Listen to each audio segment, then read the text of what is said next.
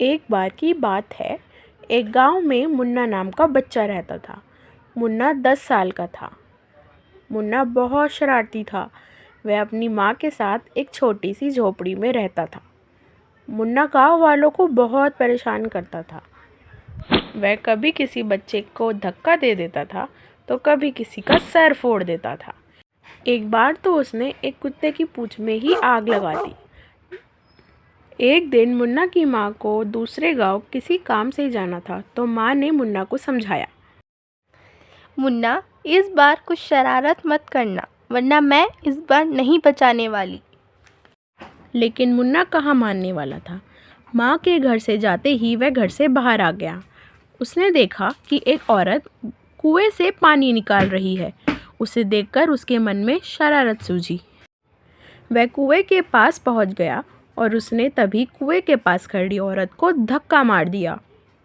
वह औरत कुएं में गिर पड़ी और चिल्लाने लगी, बचाओ बचाओ, कोई मुझे बचाओ, मैं गिर रही हूँ। आवाज़ सुनकर सभी गांव वाले वहां पहुंच गए और औरत को बाहर निकालने में लग गए। गांव वाले अब बहुत गुस्से में थे। उन्हें यह पता था कि यह हरकत सिर्फ मुन्ना की ही हो सकती है और वह सब मिलके मुन्ना को ढूंढने लगे। इस कारनामे को करने के बाद मुन्ना जंगल में जाकर छुप गया और रोने लगा। उधर शाम हो गई थी।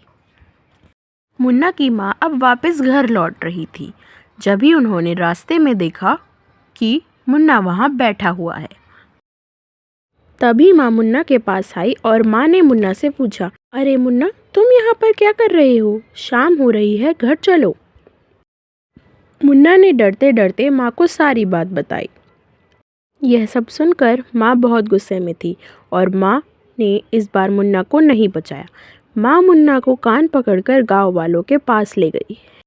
यह देखकर गांव वाले भी हैरान थे कि माँ इस बार मुन्ना का साथ नहीं दे रही। माँ भी गांव वालों के सामने बहुत शर्मिंदा थी। मुन्ना को अपनी गलती का एहसास था। मुन्ना ने गांव वालों से रोते हुए कहा, मुझे माफ़ कर दो, अब मैं ऐसा कभी नहीं करूँगा।